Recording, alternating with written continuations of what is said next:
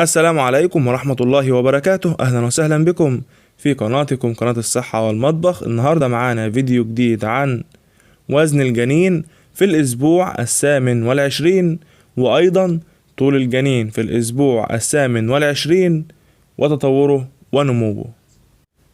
أولا، وزن الجنين في الأسبوع 28. يبلغ وزن الجنين في الأسبوع 28 حوالي 1005 جرام، أي تقريبا 1 كيلو جرام. ثانيا، طول الجنين في الأسبوع 28. يبلغ طول الجنين في الأسبوع 28 حوالي 37.6 سنتيمتر، أي تقريبا 38 سنتيمتر. ثالثا، تطور ونمو الجنين في الأسبوع 28.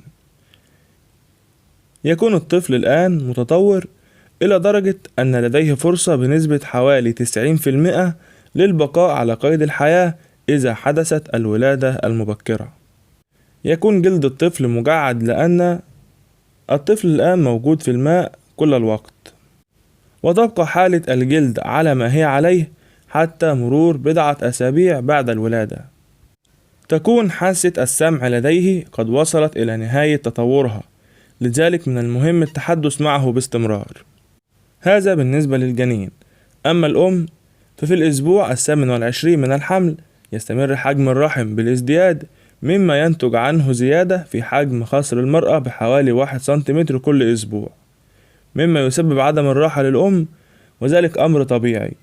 وسيكون الرحم على ارتفاع يقارب 7 سنتيمتر من السرة لدى الأم.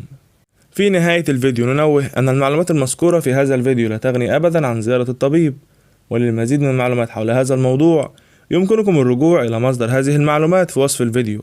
في نهاية الفيديو لو عجبكم ياريت تدعمونا بلايك وكومنت وتشاركوا الفيديو مع أصدقائكم وتشتركوا معنا في القناة وتنتظروا مننا كل جديد في قناتكم قناة الصحة والمطبخ.